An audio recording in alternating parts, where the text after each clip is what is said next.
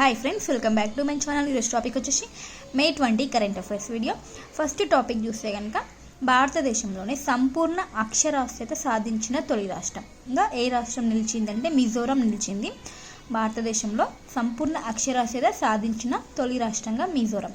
So ఎంత % అక్షరాస్యత సాధించిందంటే 98.2% వచ్చేసి ఆ రాష్ట్రం యొక్క అక్షరాస్యత రేట్ అన్నమాట.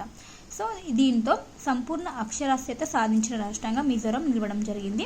అయితే 2011 సంవత్సరంలో ఆ రాష్ట్రంలో ఎంత అక్షరాస్యత శాతం ఉంది అంటే 91.33% అనేది ఆ దేశం యొక్క అక్షరాస్యత రేట్ అనమాట. అప్పుడు దేశంలో 3వ స్థానంలో ఉంది, ఇప్పుడు వచ్చేసి ఫస్ట్ ప్లేస్లో ఉండడం జరిగిందనమాట మిజోరాం రాష్ట్రం. అయితే 95% కనుక అక్షరాస్యత రేటు శాతం అనేది 95%కి రీచ్ అయితే దాన్ని 100% సంపూర్ణ అక్షరాస్యత సాధించిన రేటుగా పరిగణిస్తారంట. సో ఇప్పుడు వచ్చేసి ఈ మిజోరాం రాష్ట్రం 98.2%కి చేరడం జరిగింది కాబట్టి సంపూర్ణ అక్షరాస్యత సాధించిన రాష్ట్రంగా నిలిచింది మిజోరాం రాష్ట్రం. Next current affair.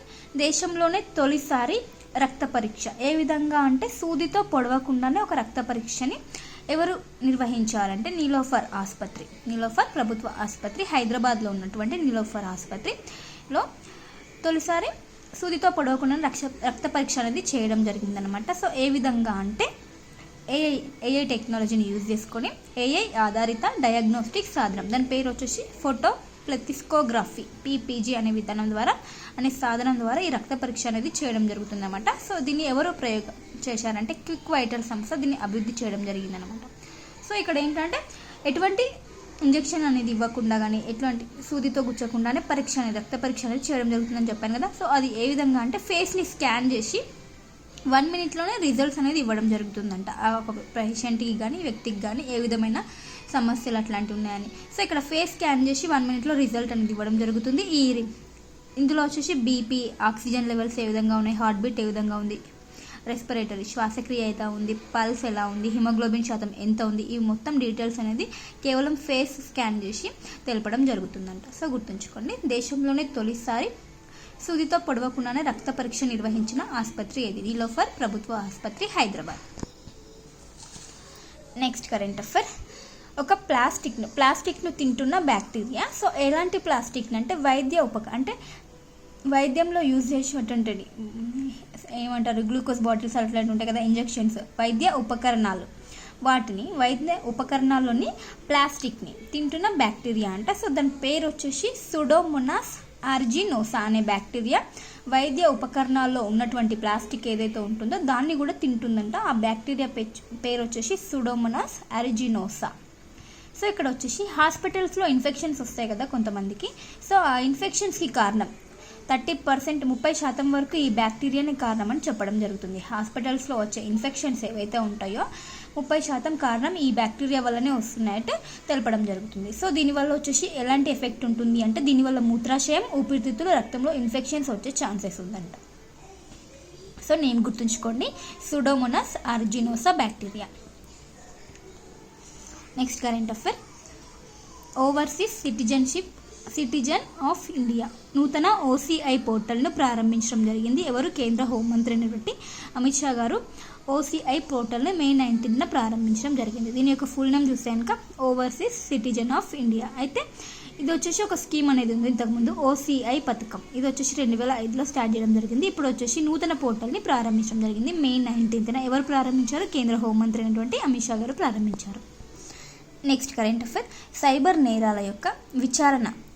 నేరాల పట్ల విచారణ అనేది వేగవంతం చేయడం కోసం E0 FIR నమోదు అనేది తీసుకురావడం జరిగింది. దీనిలో భాగంగా ఒక పైలట్ ప్రాజెక్ట్ని ఢిల్లీలో చేపడుతున్నారు E0 FIR అన్నమాట. దీనిలో భాగంగా అంటే సైబర్ నేరాల విచారణ కోసం E0 FIRని తీసుకురావడం జరిగిందనమాట. సో పైలట్ ప్రాజెక్టులో భాగంగా ఢిల్లీలో ఈ పైలట్ ప్రాజెక్ట్ని చేపడుతున్నారు. ఇక్కడ ఏంటంటే 10 లక్షలకు మించిన సైబర్ నేరాలపై ఫిర్యాదులు కనుక ఈ పోర్టల్కి అందుతాయి. నేషనల్ సైబర్ రిపోర్ట్ ఈ NCRP అనే పోర్టల్కి కనుక ఫిర్యాదు చేసినప్పుడు E0 FIR అనేది నమోదవుతుంది. ఎక్కడ అంటే ఢిల్లీ పోలీస్ స్టేషన్లో, క్రైమ్ పోలీస్ స్టేషన్లో E0 FIR అనేది నమోదవడం జరుగుతుంది. తర్వాత ఆ కేసు, సైబర్ నేరం ఏ ప్రాంతానికి చెందింది ఉంటుందో అప్పుడు అక్కడ నంబర్ అనేది రావడం జరుగుతుంది అనమాట. E0FIR ఆ ప్రాంతంలో నెంబర్ అనేది వేసుకొని ఆ కేసుని పరీక్షిస్తారన్నమాట. సైబర్ నేరాల విచారణ కోసం వేగవంతం కోసం E0FIRని పైలట్ ప్రాజెక్టులో భాగంగా ఢిల్లీలో చేపట్టడం జరుగుతుంది. నెక్స్ట్ కరెంట్ అఫైర్, మరంగ్బూరు ఇది ఒక ప్రాంతం, పరస్నాథ్ హిల్, దీన్ని మరంగ్బూరు అంటారంట. సో ఇక్కడ వచ్చేసి ఈ పరస్నాథ్ హిల్ ఎక్కడ ఉందంటే జార్ఖండ్ రాష్ట్రంలో ఉంది. ఇక్కడ ఏంటంటే సంతాల్ తెగలకు మరియు జైన్లకు మధ్య దీని మధ్య ఘర్షణ జరుగుతుంది ఈ పరస్నాథ్ హిల్కి పర్వతానికి సంబంధించి. ఇక్కడ ఏంటంటే సంతాల్ గిరిజన తెగలు వీళ్ళు వచ్చేసి ఈ పరస్నాథ్ హిల్ పర్వతం ఉంది కదా దాన్ని మరంగ్బూరుగా పూజించడం జరుగుతుందంట. మరంగ్బూరుగా పూజిస్తారంటే సంతాల్ తెగ వాళ్ళు. అండ్ జైనుల కూడా ఈ పరస్నాథ్ పర్వతాన్ని పవిత్రంగా పూజించడం జరుగుతుందంటే జైనులు. అయితే ఇక్కడ ఏంటంటే రీసెంట్గా హైకోర్టు, జార్ఖండ్ హైకోర్టు వచ్చేసి ఒక తీర్పు అనేది ఇవ్వడం జరిగింది. అదేంటంటే పరస్నాథ్ హిల్పై ఈ పర్వతం ఉంది కదా ఆ పర్వతంపై మాంసాహారాన్ని మద్యపానాన్ని నిషేధించడం జరిగిందనమాట. సో ఎందుకంటే జైనులు కూడా దీన్ని పవిత్రంగా భావించడం కారణంగా సో దీనికి మధ్య ఈ జైనులకి మరియు సంతాల్ తెగ వాళ్ళకి ఘర్షణ అనేది జరుగుతుంది. దేని కొరకు అంటే మరంగ్బూరు అనే ఒక పర్వతానికి సంబంధించి. ఎక్కడ ఉంది అది జార్ఖండ్ రాష్ట్రంలో ఉంది. నెక్స్ట్ కరెంట్ అఫైర్, యాలా గ్లేసియర్కు నేపాల్లోని లాంతాంగ్ అనే ప్రాంతంలో ఉన్నటువంటి యాలా గ్లేసియర్కి హిమనినదం అనమాట. దానికి అంత్యక్రియలు అనేది చేయడం జరిగిందనమాట. ఆసియాలో తొలిసారి గణనివ్వాలి అంటే యాలా గ్లేసియర్ అనేది కనుమరుగైపోయిందనమాట. అంటే టెంపరేచర్స్ కారణంగా కరిగిపోవడం జరుగుతుంది కదా సో ఆ విధంగా యాలా గ్లేసియర్కు అంత్యక్రియలు అనేవి నిర్వహించడం జరిగింది. నేపాల్లో ఉంది. ఆసియాలో తొలిసారి ఇలాంటి అంత్యక్రియలు నిర్వహించడం దేనికి యాలా గ్లేసియర్కు నిర్వహించారు గుర్తుంచుకోండి. సో సర్వనాశనమైన హిమనదిగా దీనికి అంత్యక్రియలు అనేది చేయడం జరిగింది. నెక్స్ట్ కరెంట్ అఫైర్, బంగ్లాదేశ్లో కొత్త ఫ్లోటింగ్ బార్డర్ అవుట్పోస్ట్ను ఏర్పాటు చేయడం జరిగింది. ఎక్కడ అంటే బంగ్లాదేశ్లోని సుందర్బన్స్ ప్రాంతంలో ఈ కొత్త ఫ్లోటింగ్ బార్డర్ అవుట్పోస్ట్ను ఏర్పాటు చేశారు. ఎందుకు అంటే ఆ ప్రాంతంలో స్మగ్లింగ్ని, అక్రమ రవాణాని అండ్ అటవీ సంపద దోపిడీని ఎదుర్కోవడం కోసం ఈ కొత్త ఫ్లోటింగ్ బార్డర్ అవుట్పోస్ట్ని ఏర్పాటు చేశారు. ఎవరు ఏర్పాటు చేశారంటే బంగ్లాదేశ్ బార్డర్ గార్డ్ BGP అనే సంస్థ దీన్ని ఏర్పాటు చేయడం జరిగింది. నెక్స్ట్ కరెంట్ అఫైర్, మనస్వి ఇదొక ప్రత్యేక స్టెమ్ మెంటర్షిప్ కార్యక్రమం అనమాట. దీన్ని ఎవరు నిర్వహించారంటే IIT ఢిల్లీ దీన్ని నిర్వహించడం జరిగింది. మనస్వి అని ఇది బాలికలకు సంబంధించిన ఒక ప్రత్యేక స్టెమ్ మెంటర్షిప్ కార్యక్రమం. ఇక్కడ స్టెమ్ అంటే సైన్స్, టెక్నాలజీ, ఇంజనీరింగ్ అండ్ మ్యాథ్స్కి సంబంధించిన కోర్సులకు సంబంధించి ఒక మెంటర్షిప్ కార్యక్రమం. ఇక్కడ ఏంటంటే IIT ఢిల్లీ నిర్వహించింది కదా స్టెమ్ కెరీర్ నైపుణ్యాలు పెంపొందించాలి. ఎవరికి అంటే హై స్కూల్లో చదువుతున్నటువంటి బాలికలకు ఈ కోర్సులు ఉంటాయి కదా స్టెమ్ కెరీర్లో నైపుణ్యాలు పెంపొందించేందుకు మనస్వి అనే ఒక ప్రత్యేక మెంటర్షిప్ కార్యక్రమాన్ని IIT ఢిల్లీ నిర్వహించింది. స్టెమ్ అంటే science, technology and engineering and మ్యాథ్స్కి సంబంధించిన కోర్సులు, దాన్నే స్టెమ్ అంటారు. నెక్స్ట్ కరెంట్ అఫైర్, DPIIT మరియు GEAPP ఈ రెండు సంస్థల మధ్య ఒక ఒప్పందం అనేది జరిగిందనమాట.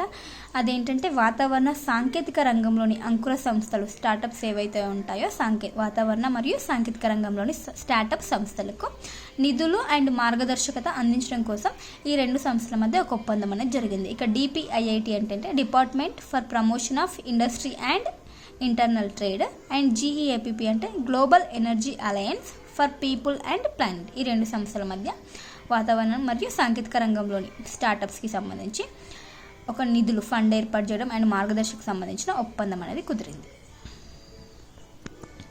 Next current affair, Lima 2025 17th edition సదస్సు లిమా 2025 ఎక్కడ జరిగిందంటే మే 20 నుంచి 24 మధ్యలో మలేషియాలోని లాంకాని అనే ప్రాంతంలో జరుగుతుంది. Langkawi international maritime and aerospace exhibition. LIMA అంటే Langkawi international maritime and aerospace exhibition అనమాట. ఇది ఇంటర్నేషనల్ నౌకాల మరియు ఏరోస్పేస్కి సంబంధించిన ఎగ్జిబిషన్. ఇక్కడ భారత్ నుంచి కూడా ఒక ప్రతినిధి తరపున బృందం అనేది పాల్గొంటుంది. సో ఎవరు తరపున అంటే రక్షణ సహాయ మంత్రి సంజయ్ సేత్ ప్రతినిధి బృందం భారత్ నుండి ఇక్కడ ఈ ఇంటర్నేషనల్ మ్యారిటైమ్ ఎగ్జిబిషన్కి మన భారత్ నుండి ఈ బృందం అనేది పాల్గొనడం జరుగుతుంది. నెక్స్ట్ కరెంట్ అఫైర్, జగిత్యాల జైత్రయాత్ర తెలంగాణ ఉద్యమానికి సంబంధించినటువంటి నక్సలైట్ ఉద్యమంలో జగిత్యాల జైత్రయాత్రకు సంబంధించినటువంటి ఒక ప్రముఖ నాయకుడు మృతి చెందడం జరిగింది. అతని పేరు ఏంటంటే పండుగ నారాయణ. మృతి చెందడం జరిగింది మే 15న. ఇతను నక్సలైట్ ఉద్యమకారుడు. జగిత్యాల జైత్రయాత్ర నిర్వహించినప్పుడు ప్రముఖ నాయకుడు అనమాట. అందులో next current affair miss world sports challenge. ఇప్పుడు మిస్ వరల్డ్ పోటీలు వచ్చేసి హైదరాబాద్లో జరుగుతున్నాయి కదా, సో అందులో భాగంగా ఒక ఛాలెంజ్ దేనికి సంబంధించి అంటే మిస్ వరల్డ్ స్పోర్ట్స్ ఛాలెంజ్ 2025. ఒక విజేత ఎవరంటే ఎస్తోనియా దేశానికి చెందినటువంటి Elis Rannamaa miss world sports challenge విజేత. ఎలిస్ రాన్మా ఏ దేశం? ఎస్తోనియా దేశం. నెక్స్ట్ కరెంట్ అఫైర్ 2024 సంవత్సరంలో ఢిల్లీ అసెంబ్లీ కేవలం ఒకే ఒక బిల్లును ఆమోదించిందంట. సో ఈ నివేదికను ఎవరు తెలిపారంటే పిఆర్ఎస్ లెజిస్లేటర్ ఒక నివేదికలో ఈ విషయాన్ని తెలపడం జరిగింది. ఆ నివేదిక పేరు వచ్చేసి annual review of state laws 2024. ఇందులో వచ్చేసి ఏం తెలిపిందంటే 2024 సంవత్సరంలో ఢిల్లీ అసెంబ్లీ కేవలం ఒకే ఒక బిల్లును ఆమోదించిందని తెలపడం జరుగుతుంది. అది దేనికి సంబంధించిన బిల్లు అంటే జిఎస్టీకి సంబంధించిన బిల్లు అన్నమాట. అండ్ ఇంకోటి ఏంటంటే 2024 సంవత్సరంలో 500 బిల్లులు దేశవ్యాప్తంగా 2024 సంవత్సరంలో 500 బిల్లులు అనేది ఆమోదించడం జరిగిందనమాట. సో ఇందులో అత్యధికంగా ఏ రాష్ట్రంలో అంటే కర్ణాటకలో 49 బిల్లులు అండ్ తమిళనాడు రాష్ట్రంలో వచ్చేసి 45 బిల్లులు ఆమోదించడం జరిగింది. సగటున భారతదేశం యొక్క బిల్లులు ఎంత, సగటున ఆమోదం పొందిన బిల్లులు ఎంత అంటే యావరేజ్ తీస్తే కనుక 17 బిల్లులు సగటున ఆమోదం పొందడం జరిగింది. నెక్స్ట్ కరెంట్ అఫైర్ భారత్కి అండ్ మాల్దీవులకి మధ్య ఒక ఒప్పందం జరిగిందనమాట. 13 నూతన ప్రాజెక్టులకు సంబంధించి మాల్దీవులో ఏర్పాటు చేయడానికి ఈ ఒప్పందం అనేది జరిగింది. టోటల్గా దీని యొక్క వర్త్ ఎంతంటే 55 కోట్లతో 13 నూతన ప్రాజెక్టుల ఏర్పాటుకు భారత్కి మరియు మాల్దీవులకు మధ్య ఈ ఒప్పందం అనేది జరిగింది. నెక్స్ట్ కరెంట్ అఫైర్ ఆమ్నెస్టీ ఇంటర్నేషనల్పై రష్యా దేశం వచ్చేసి నిషేధం విధించడం జరిగింది. ఈ సంస్థపై ఆమ్నెస్టీ ఇంటర్నేషనల్పై ఏ దేశం నిషేధాన్ని విధించిందంటే రష్యా నిషేధాన్ని విధించడం జరిగిందనమాట. సో ఇది వచ్చేసి మానవ హక్కుల ఉల్లంఘనలు జరిగితే పరిశోధనలు చేస్తుంది అనమాట ఈ సంస్థ. ఇది ఎప్పుడు స్థాపించారంటే 1961లో స్థాపించారు. దీని యొక్క హెడ్ క్వార్టర్ వచ్చేసి లండన్లో ఉంది. మానవ హక్కుల ఉల్లంఘనలకు సంబంధించి దానిపై పోరాటం చేసే ఒక సంస్థ అనమాట Amnesty international. Next current affair Indira సౌర గిరిజల వికాసం పథకం తెలంగాణలో రీసెంట్గా ప్రారంభం అవ్వడం జరిగింది. ఏ రోజున అంటే May 19th 2020. ఈ ఇయర్ May 19th ప్రారంభించారు. సో డేట్ గుర్తుంచుకోండి, చాలా ఇంపార్టెంట్. పథకం పేరు వచ్చేసి ఇందిరా సౌర గిరిజల వికాసం. దీన్ని బడ్జెట్లో కూడా మెన్షన్ చేయడం జరిగిందన్నమాట. ఇది వచ్చేసి ఎక్కడ ప్రారంభించారంటే నాగర్ కర్నూలు జిల్లా మాచారం గ్రామంలో ఈ పథకాన్ని ప్రారంభించారు. అచ్చంపేట నియోజకవర్గంలోకి చెందినటువంటి మాచారం గ్రామం. పైలట్ ప్రాజెక్ట్లో భాగంగా ఇక్కడ ప్రారంభించారనమాట. సో గుర్తుంచుకోండి, May 19th. And A district? Nagar Kurnool district. ఇక్కడ ఏంటంటే గిరిజన రైతులు ఉంటారు కదా, వాళ్ళకి లబ్ధిదారులు అనమాట. ఇక్కడ వాళ్ళకి సోలార్ పంపు సెట్లు అనేది అందించడం జరుగుతుంది పోడు వ్యవసాయం చేసుకోవడం కొరకు. టోటల్గా ఈ స్కీమ్కి రానున్న 5 ఏళ్లలో ఎంత మొత్తంలో కేటాయింపు అనేది జరిగిందంటే 12,600 కోట్లను బడ్జెట్ అనేది కేటాయించడం జరిగింది ఇందిరా సౌర గిరిజల వికాసం పథకానికి. నెక్స్ట్ కరెంట్ అఫైర్ భారత్ ఒక ధర్మశాల కాదు అని సుప్రీంకోర్టు రీసెంట్గా ఒక తీర్పునివ్వడం జరిగింది. దేనికి సంబంధించి అంటే శ్రీలంక నుండి భారతదేశానికి వచ్చిన ఒక శరణార్థి భారత్లో ఆస్ట్రేలియన్ కోర్టు ఒక పిటిషన్ అయితే వేయడం జరిగిందనమాట. సో దానికి తిప్పికోర్టు ఆ పిటిషన్ని తిరస్కరించింది సుప్రీంకోర్టు. అందరికీ భారత్ ఆశ్రయం కల్పించడానికి భారత్ ఒక ధర్మశాల కాదు అన్నట్లు సుప్రీంకోర్టు అయితే ఈ తీర్పు అయితే ఇవ్వడం జరిగింది ఆ పిటిషన్ను కొట్టివేసి. నెక్స్ట్ ఇంకొకటి గృహహింస కేసులను హైకోర్టు రద్దు చేయవచ్చని సుప్రీంకోర్టు తీర్పునివ్వడం జరిగింది. గృహహింస కేసులను ఏవైతే ఇద్దరు పార్టీలు ఏదైతే కేసు ఉంటుందో ఇరు పార్టీలు రాజీ పడినప్పుడు ఆ కేసును హైకోర్టు రద్దు చేయవచ్చని అని సుప్రీంకోర్టు తెలపడం జరిగింది. సో ఇక్కడ గృహహింస చట్టం చూస్తే ఇంకా 2005 సంవత్సరం.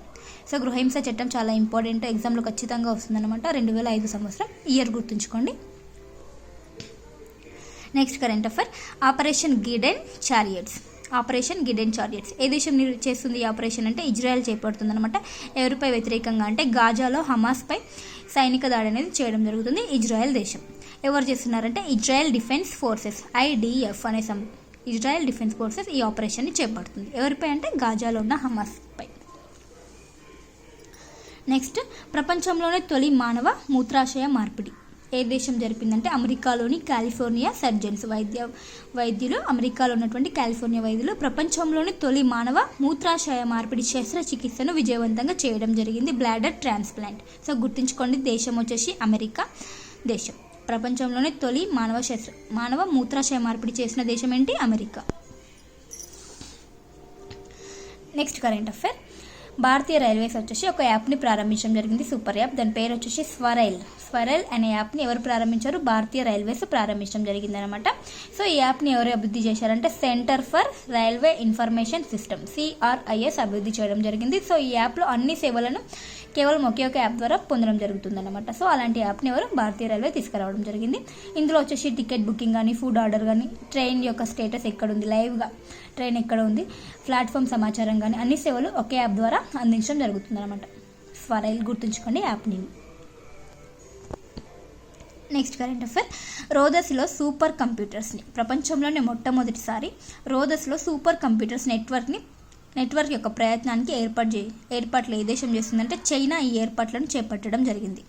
రోదస్లో సూపర్ కంప్యూటర్ యొక్క నెట్వర్క్. సో దీనిలో ఏంటంటే ఈ ప్రక్రియలో భాగంగా AI శాటిలైట్స్ని అంతరిక్షంలోకి రోదస్లోకి పంపడం జరిగిందనమాట. సో ఈ AI శాటిలైట్స్ వచ్చేసి సూపర్ కంప్యూటర్ నెట్వర్క్లో పనిచేయడం జరుగుతుందంట. చైనా దేశం గుర్తుంచుకోండి. Next current affair. Sansad Ratna అవార్డులు 2025కి సంవత్సరానికి సంబంధించి ఎంతమందికి ఇవ్వడం జరిగిందంటే 17 మంది పార్లమెంటు సభ్యులకి అండ్ 2 పార్లమెంట్ కమిటీస్కి ఇవ్వడం జరిగిందనమాట. సో ఎవరు ఈ అవార్డ్స్ని ఇస్తారంటే ప్రైమ్ పాయింట్ ఫౌండేషన్ అనే సంస్థ సంసద్ రత్న అవార్డులు అనేది ఇవ్వడం జరుగుతుంది. ఈ అవార్డ్స్ని ఎప్పటి నుంచి ఇవ్వడం ప్రారంభించారంటే 2010 సంవత్సరం నుంచి ఇవ్వడం ప్రారంభించారు. సో పార్లమెంట్లో ఎంపీలు ఉంటారు కదా, వాళ్ళకి ఈ అవార్డ్స్ అనేది ఇవ్వడం జరుగుతుందన్నమాట. నెక్స్ట్ కరెంట్ అఫైర్ చాలా ఇంపార్టెంట్ ఇది.